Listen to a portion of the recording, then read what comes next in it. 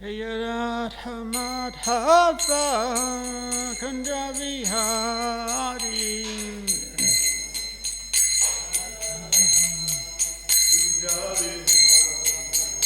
Jaya Radha Madhava Kunda Vihari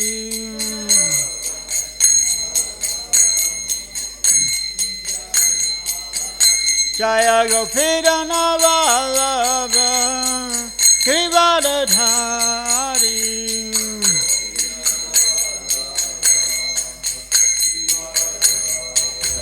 Jaya Gopal Vallabha Govardhana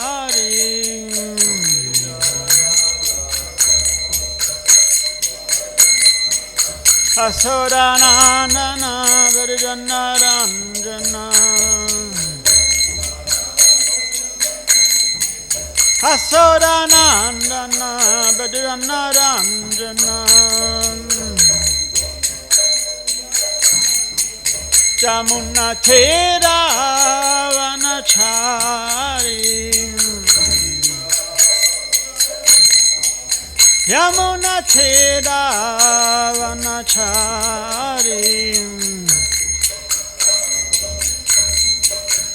Jaya Radha Madhava Kunda Vihari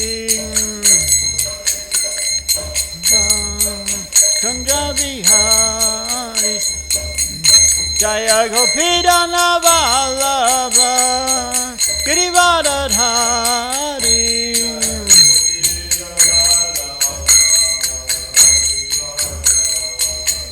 Jaya Gopal Vallabha Govardhana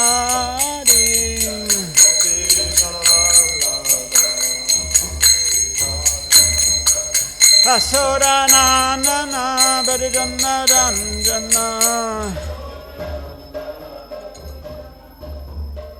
Asoranandana Varjana Ranjana Jamuna Thera Vanachari Yamuna Thera Vanachari Hare Krishna Hare Krishna Krishna Krishna Hare Hare Hare Rama Hare Rama Rama Rama Hare Hare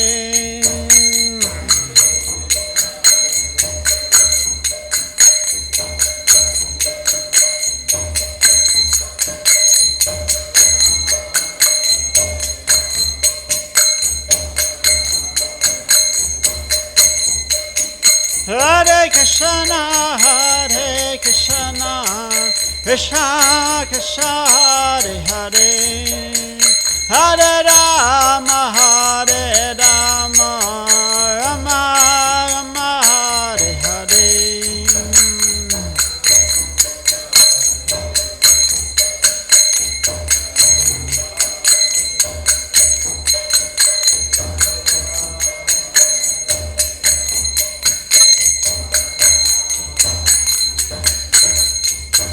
Hare Krishna Hare Krishna Krishna Krishna Hare Hare Hare Rama Hare Rama Rama Rama Hare Hare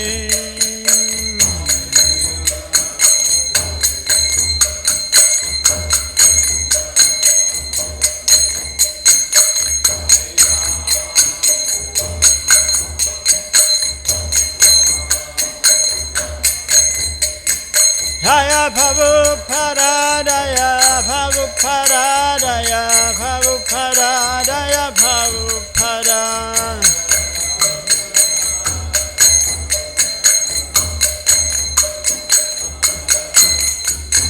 Prabhupada Prabhupada Prabhupada Jaya Jaya Prabhupada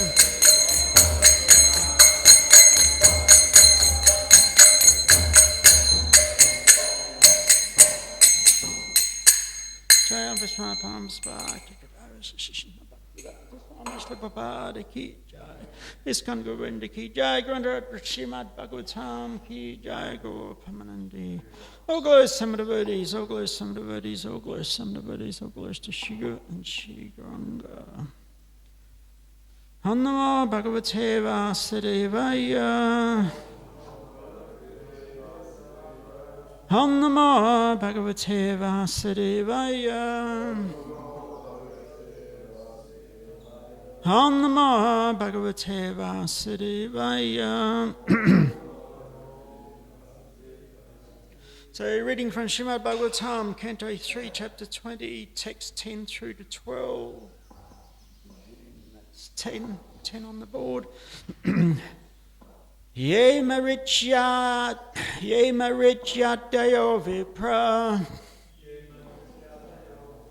Yastu swayambhavo manu. Tevai brahmana adeshat. Katam etadabhavayam. Ye marityadayo vipra. Yastu swayambhavo manu. Tevai brahmana adeshat. Katam etadabhavayam. Ye marityadayo vipra. Yastu swayambhavo manu. Yetai brahmana adeshat. Katam etadabhavayam.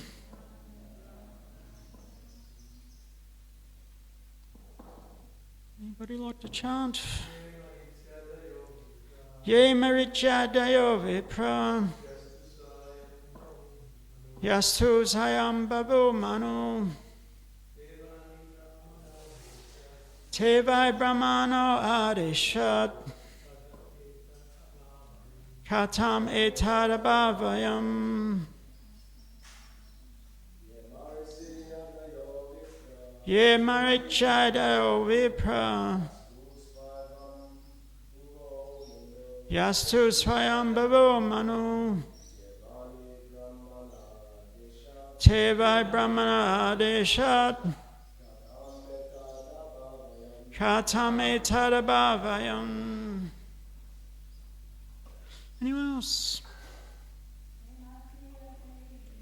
Ye marityadayo vipra. Yastu swayambhavo manu. Tevai brahmana adeshat. Katam etadabhavayam. So word for word, yeah. Those Marichi Adaya, great sages headed by Marichi. Vipraha, Brahmanas. Yaha, who, two, indeed, Swayambhuva Manu, and Swayambhuva Manu. Te, they, Vai, indeed, Brahmanaha, of Lord Brahma, Adishat, by the order, Katam, how, Etat, this universe, Abhavayam, evolved. Translation by His Divine Grace A.C. Bhaktivedanta Swami Srila Prabhupada Ki Jai. Vidura inquired, how did the Prajapatis, such as progenitors of living entities as Marichi and Swayambhuva Manu, create according to the instructions of Brahma? And how did they evolve this manifested universe? There's no purport. Go on to text 11. Did they evolve the creation in conjunction with their respective wives? Did they remain independent in their action? Or did they all jointly produce it? Text 12. Maitreya said, when the equilibrium of the combination of the three modes of material nature was agitated by the unseen activity of the living entity, by Mahavishnu and by the force of time, the total material elements were produced. Purport by Srila Prabhupada. The cause of the material creation is described here very lucidly. The first cause is Deva, or the destiny of the conditioned soul. That material creation exists for the conditioned soul who wanted to become a false lord for sense enjoyment. One cannot trace out the history of when the conditioned soul first desired to lord it over material nature, but in Vedic literature we always find that the material creation is meant for the sense enjoyment of the conditioned soul. There is a nice verse which says that the sum and substance of the conditioned soul's sense enjoyment is that as soon as he forgets his primary duty to render service to the Lord, he creates an atmosphere of sense enjoyment which is called Maya, and that is the cause of material creation. Another word used here is Devatakyena. No one can argue about when and how the conditioned soul becomes desirous of sense enjoyment, but the cause is there. Material nature is an atmosphere meant only for the sense enjoyment of the conditioned souls, and it is created by the personality of Godhead. It is mentioned here that in the beginning of the creation of the material nature, or Prakriti, is agitated by the personality Godhead Vishnu. There are three Vishnus mentioned. One is Mahavishnu, or Karanadokshay Vishnu. Another is Garbhodakshay Vishnu, and the third is Chiradokshay Vishnu. The first canto of Srimad Bhagavatam discusses all these three Vishnus, and here also it is confirmed that Vishnu is the cause of creation. From Bhagavad Gita also we learn that Prakriti begins to work and is still working under Krishna's or Vishnu's glance of superintendence, but the Supreme Personality of Godhead is unchangeable. One should not mistakenly think that because the creation emanates from the Supreme Personality of Godhead, he has therefore transformed into this material cosmic manifestation. He exists in his personal form always, but the cosmic manifestation takes place by his inconceivable potency. The workings of the energy are difficult to comprehend, but it is understood from Vedic literature that the conditioned soul creates his own destiny and is offered a particular body by the laws of nature under the superintendence of the Supreme Personality of Godhead, who always accompanies him as Paramatma.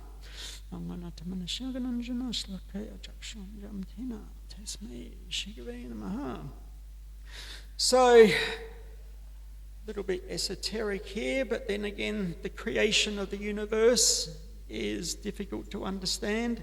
So it's presented different places in Srimad Bhagavatam. So here Vidura is inquiring from Maitreya about the creation and how the Prajapatis, or the progenitors of the universe, those who created all the individual bodies, how that all worked together. So we've got three verses here. In the first two, Vidura is basically presenting or asking five different questions.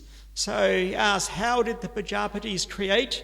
How did they evolve this manifested universe? Did they evolve the creation with their respective wives? Did they remain independent in their action? And number 5, or did they all jointly produce it? And in the third verse that we covered, Maitreya begins to explain how the universe was originally manifested. Of course, we got the material scientists. They present so many different ways. The Big Bang Theory is the popular one, but the theories come and go. Srimad Bhagavatam presents the creation and has never changed. So we need to decide who we're going to listen to, that person who's always changing or that explanation that never changes. So Srimad Bhagavatam, basically the questions, of course the questions are going to be answered by Vidura in later verses, but most of the questions are actually answered by Prabhupada in the purport. So he explains that Deva, or the destiny of the Jivas, he says that the conditioned soul creates his own destiny and is offered a particular body by a combination of the laws of nature and super soul. So 8,400,000 different species. But of course, the scientists, they identify species as different kinds of bodies. When they find a particular, living being in a particular body, then they describe what it looks like. Maybe its habitat, etc., etc. But and they keep finding new ones. They do a big expedition into the Amazon jungle or somewhere, and they find hundreds that I've never seen before. But Bhagavatam gives 8,400,000, not 8,400,001, but 8,400,000. So that doesn't change from the Bhagavat version, doesn't change. So what that means is the jiva can manifest 8,400,000 different types of consciousness. So according to one's consciousness, one is given a particular type of body. So in this human form of life, we have evolved through the different species. We come to the human form of life, and what differentiates us from other living entities, other species, is that we have free will. We can decide how to act. Super soul, of course, super soul Krishna within the heart, Paramatma, he's residing in the heart of every living being, but and he's giving dictation on the lower species, what sometimes is called instinct. So this is direction from super soul. But in the human form of life, we also get that same direction, but it can be known as intuition. That sort of subtle voice that we're hearing, and ultimately super soul is trying to guide us back to Krishna. So for that jiva who has developed some higher knowledge on like Vedic knowledge, devotional service, then we're happy to comply with that that subtle voice that's guiding us. But for those who don't want to listen, then it's life after life. We're taking births, birth, death, old age and disease repeatedly. So, so in the purport, as I said, Prabhupada, he gives three primary reasons for the creation of the universe. So one, as I said, Daiva. Number two is the desire of the conditioned souls to become the false lord. So if we're in a liberated state in the material realm, but we manifest that desire that we want to enjoy separately from Krishna, there's no place for that independent mentality that I want to be the independent enjoyer separate from Krishna. So that mentality forces down in the material world, and we have the chance to be the false lord. We can pretend that we're the centre of the universe. The only problem is everybody's doing the same thing. We're all trying to be the centre of the universe. Therefore, there's so much tension and conflict and chaos in this world. You use the example, you throw a stone into a pond and you get nice, even concentric circles, but you throw a whole handful of stones into a pond and you get multiple like ripples all crashing into each other. So that's what the material world is, that everybody is trying to become the centre of the universe and exploit the universe for their own selfish desires. And the third one Prabhupada presents is unrestricted enjoyment. He says that as soon as he forgets his primary duty to render service to the Lord, he creates an atmosphere of sense enjoyment, which is called Maya, or illusion. That is the cause of material creation. So they're all basically interrelated, but the destiny of the jiva, according to their desires, and the desire to become the false lord, and the desire for unrestricted enjoyment. So in the beginning, Prabhupada continues that the material realm is originally agitated, one after the other, by the three Purushas, that Karana, Daksha, Vishnu, Mahavishnu. and then Garbhodakshay Vishnu, and then Chiradoksha Vishnu. Of course, Chiradoksha Vishnu is super soul residing in the heart. But together, these three expansions of Krishna, they all have their different role to play to manifest this material universe. And some people may question that, this material universe is created by God. Why is there so many problems? Why is everybody suffering? Why is there so many issues, etc.? But from the higher perspective, the universe is going on exactly how it's meant to, but there are laws of nature, karmic laws of nature, and they are stringent and they will act. So everybody's receiving the reactions of their activities according to those karmic laws. So Mahavishnu Goswami, he once said that a Vaishnava is one who always accepts responsibility for their own actions. In other words, they don't start blaming anybody, that if I'm suffering now, who's to blame? That they always look within, or it's due to my own impious activities, and therefore I'm getting the reaction. But the devotee also thinks that because Krishna is so kind, they've reduced that reaction. By dint of one's devotional service, that reaction is reduced. And this other word, durvitakyena, unknown when the conditioned soul becomes desirous of sense enjoyment and entered in the material realm. So we don't know when we become conditioned, when we entered into this material world. It's so long ago.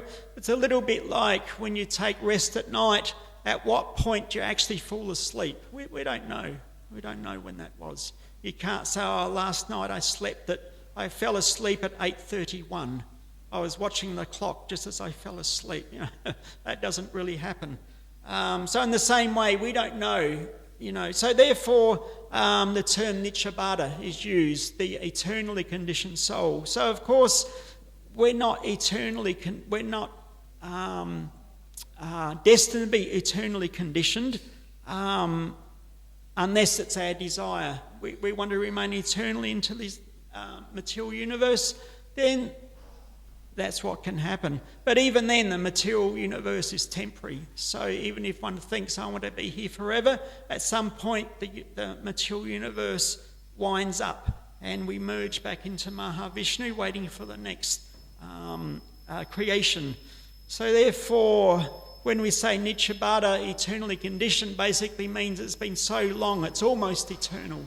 We can't actually point out at what point we entered into the material universe. And the opposite of that is Nityamukha, mukta, meaning eternally conditioned.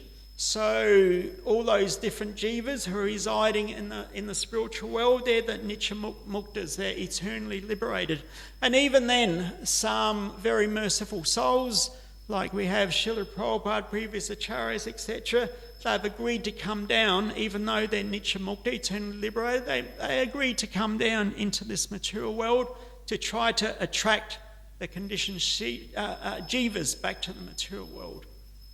So then one can question, well, how is it that these eternally liberated, they come down the material world, why don't they become conditioned like the rest of us? That's a good question, because generally we have the understanding that you take on the qualities of people you associate with. So if you're originally eternally liberated, but you're associating with eternally conditioned jivas, then maybe there's a risk that one also becomes eternally conditioned, comes under the influence of Maya. So Prabhupada gives the analogy of the lotus flower on water.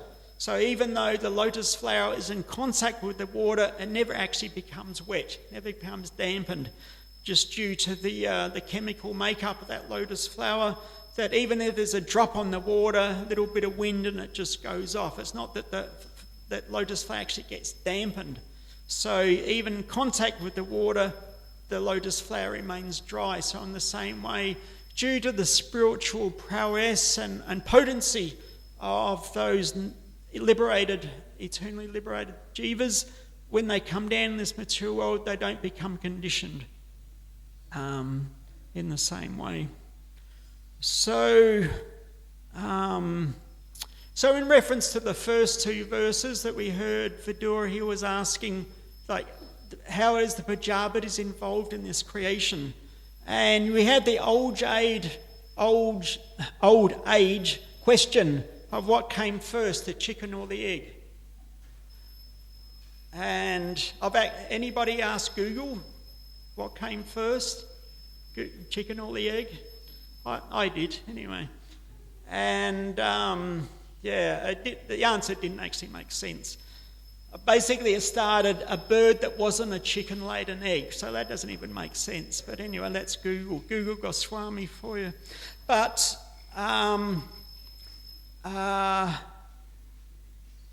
in Bhagavatam 6 canto, 6 chapter, verses 21 to 42, this answer is given to us. So based on, because the Vidura is asking about the evolution, what role did the Prajapatis have with this evolution? Whether they did it by themselves, with their wives, independently, he's inquiring like that. So in this section of Bhagavatam, we hear that the Saptarishis, they're the 7 sages, sons of Brahma, these the Prajapatis, they were involved in helping to populate the universe. So of the 7, one predominant one, Kashyapa, he had 21 wives. 13 of his wives were daughters of Daksha. And of course, Daksha, he's another Prajapati. But, and we know the 2 famous, perhaps well-known wives of Kashyapa was Diti and Aditi. We heard about them earlier with Hiranyakasipu and Hiranyaksha. So Diti, she was the mother of the demons, and Aditi was the mother of the Devas, but both were wives of Kashyapa. So amongst these wives, some of them gave birth to birds, to locusts, different variety of serpents. Another wife, Vinata, gave birth to Garuda, carrier of Lord Vishnu, and Aruna, the chariot driver of the sun god. From the womb of Timi, another one of his wives, all the aquatics took birth, and from the womb of Sarama, the ferocious animals like tigers and lions took birth. From the womb of Sarabi, the buffalo, cow and other animals with cloven hoofs took birth. From the womb of Tamra, the eagles, vultures and I guess chickens took birth.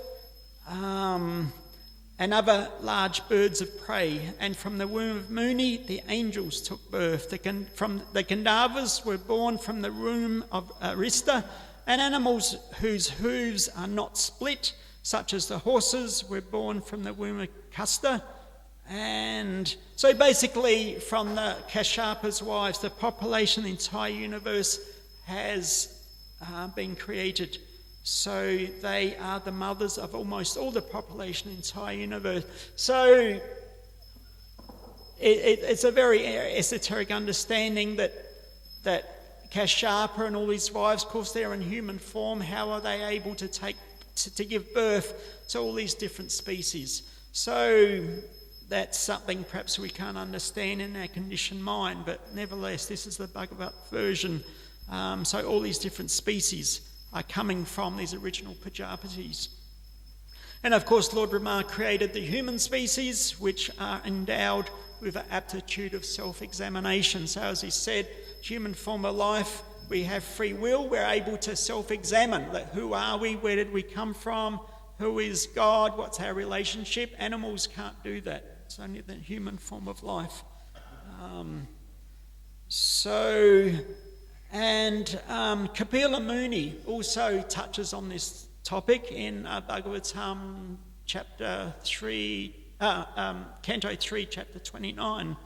He says that the living entities are better developed than inanimate objects. So what he does, he starts right from the very beginning and he slowly goes up through the evolution of the different species. So of course the inanimate objects, these are the rocks and the stones and everything that doesn't move, doesn't have life, the living entities are better than those. And better than these living entities with life symptoms are entities with a developed consciousness.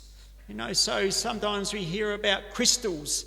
They have life in there, they have a jiva, but you could understand that consciousness is very covered, it's not very developed.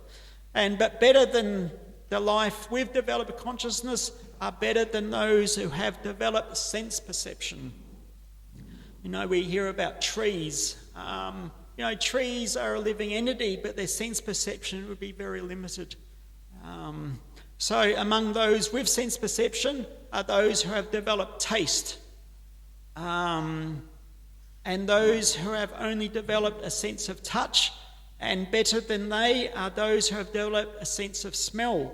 Even better are those creatures who have developed the faculty to hear. Better than those are the ones distinguishing different types of form. So in other words, taste, touch, smell, hearing and sight. Kapila Muni, he puts them on different levels of what is better than the other. If you simply got taste, so you've got some developed consciousness, you can taste something, but your other senses are very covered. But a living entity that has taste and touch, that's a little bit higher. Above that, taste, touch, and then smelling. So you could probably, if you're a biologist or something, you could analyse which living entities are like that. Has what types of senses. So taste, touch, smell and hearing is better. And then those with all 5 different senses, taste, touch, smell, hearing and sight. You see, like a blind living entity is obviously not as perhaps effective as a living entity that has sight. So having all these different senses, Kapila Muni says that this is higher than the others who don't have them all developed. Then he goes on, and even you talk about those that the 5 senses, those who have teeth in both jaws are better again. Those who have many legs are superior to them, and them 4-legged creatures are the ones better developed, while the 2-legged human beings are even better. So then he analyses, we're in the human form of life, have all 5 senses, we have teeth, we have 2 legs, but those among the human beings in a society that has the 4 classes, in other words, Varnashram, that society that's developed the Varnashram is even better again. And of those classes, the Brahmins, the intellectuals, are developed, are even better. And among those intellectuals, the better one is he who knows the Vedas. And above that, those who know the Vedas, the one that knows the purpose of the Vedas. One may be able to rattle off so many shlokas, but not actually know what they're talking about or what the meaning is. So of those that know purpose, the one who puts an end to all doubt is better again, and he who knows the purpose of the Vedas is... got the wrong... And knows... and the intellectuals among them who performs his duty according to the Vedas is better again. One who is free from worldly attachment is still better, and the one who performs devotional service is better again. And the topmost is he who has developed Krishna Prem, is the topmost. So it's quite interesting that Kapila Muni, he gives an analysis. So, sometimes we hear this theory of evolution, that the different bodies are changing, coming from whether it's the Big Bang theory, whatever theory might be there, and very basic life form, and slowly these different life forms evolved to what we have now. But Kapila Muni, he's presenting 8,400,000 species were there from the beginning of creation, but each particular species have a different type of consciousness, different types of senses, sense perception, and then the human form of life, like we say, 400,000 different types of humans, but only very small is actually civilized human form of life. But amongst the civilized, then we eventually get to different levels, and eventually that jiva who has actually achieved Krishna Prem is the topmost.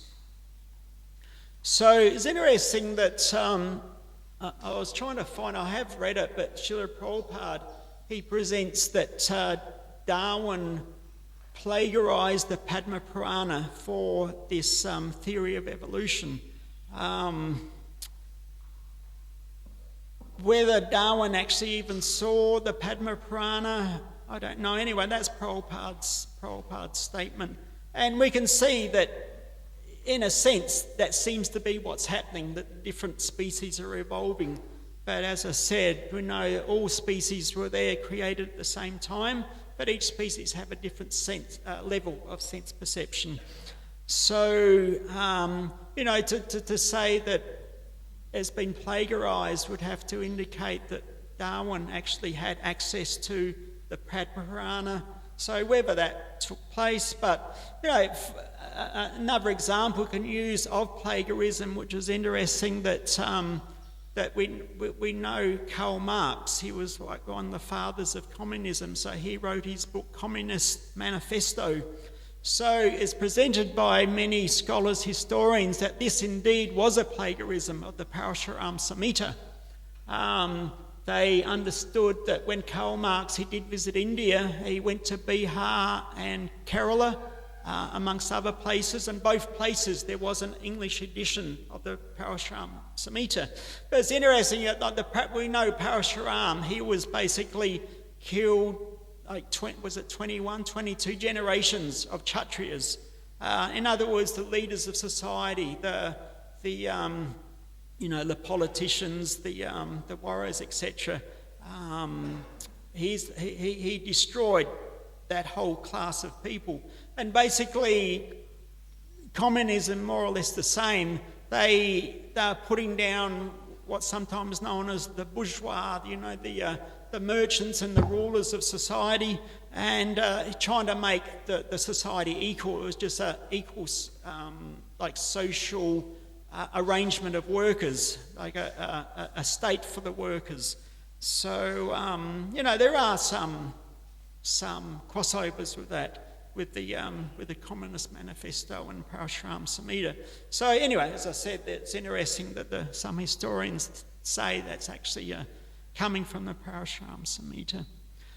But anyway, in conclusion, Prabhupada has basically answered these different questions by Vidura in the purport, but they'll go into more depth the next few verses. Vidura, Maitreya answering Vidura how this whole creation and how the different living entities evolved and what the Prajapatis, what role they had in this whole development. So thank you very much. We'll end there. Is there any questions or comments at all?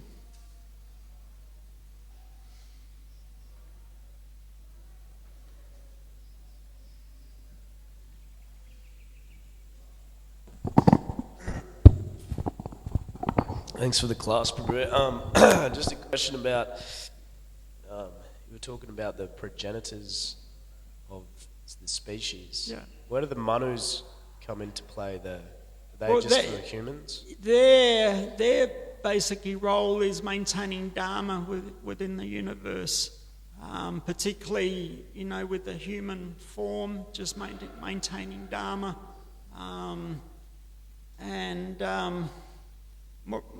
Basically, that's a simple answer. Yeah. That we had the Manu Samhita. So the Manu Samhita is like the law book of this human form of life. How to, you buy any machine, you get a manual with it, how to use it without harming yourself, without damaging the machine and harming others. So Manu Samhita is how to live this human form of life to its greatest potential. Thank you.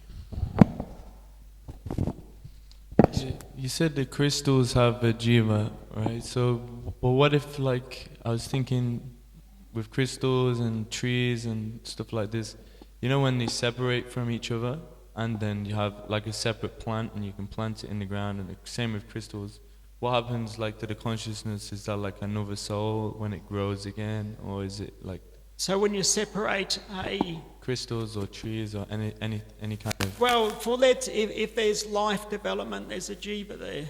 So, I mean, I've heard because crystals do grow, they do expand. Apparently, I'm no expert on that, but I've heard that, and I've been told that the reason because there's a jiva there, growth is taking place. But whether it's every crystal or all the details, I'm not sure, but I have heard that statement. What about like trees and stuff as well? You know, you can take cuttings of a tree and then plant them. Would that be like the same jiva in two different bodies? No, it'd be different jiva. You know, it's like you have a handful of seeds and you throw them in. And when the environment is suitable for the seed to germinate, a jiva enters into those seeds. Because they've discovered, like in pyramids, thousands of years they've been there and there's been barley seeds or different seeds. They've taken those seeds and grown them. So it's not that the jiva was just sitting there for thousands of years, but when the environment was suitable, the jiva enters into the seeds and it fructifies.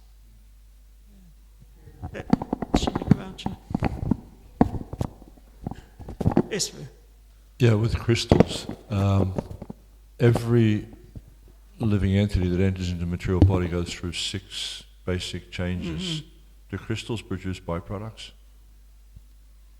I'm not an expert in crystals, I'm just repeating what I've heard. Yeah. But at the same time, if you want to say byproducts, people wear what I mean is crystals they produce children. No, I'm not. Then how can they be a living entity? No, let me finish. One byproduct possibly of crystals is the influence that they give. People wear a particular crystal to perhaps deflect the influence of planets. I mean, that's why people wear. So perhaps we can say, I'm speculating here, I'm sorry, I'm speculating. But the influence of the byproduct of the crystal possibly is the effect that it plays on, influences the jiva. But when someone gets a new car, that influences them. When someone gets some gold, that influences them. Yeah. And it's stated, Kali enters when there's gold. But that doesn't mean that gold has life. Yeah. It needs to produce byproducts. And byproducts this is a statement. Let me finish. Byproducts means children. Yeah. The crystals don't have children, therefore they can't be a living entity. Okay. There's a conversation between Swarup Damodar and Srila Prabhupada where Swarup Damodar says that scientists say that crystals have life. He says, but they don't have the symptoms of life. And Prabhupada said yes. So they don't have life. I class my Guru Maharaj, he made that statement, and so I'm just repeating my Guru Maharaj. But I'm not an expert in crystals, so I'm just repeating from... Like I said, there's a conversation between Prabhupada and Swarup Damodar, and Prabhupada agrees with him. Oh, well, that's good to hear. But, we do hear that mountains have jivas, but they don't produce children, do they? Yeah. Himavati. Okay, so that's one special case. But that's stated in the scriptures that the mountains. So that's one special. Not all. It just says that some. Yeah. So that's definitely one special case. But so anyway, it's an interesting topic. But thank you for your input. Hare Krishna. Anything else? Thank you very much, Prabhupada Ki Jai. Oh, sorry, do you have a question? So, just wait for the microphone.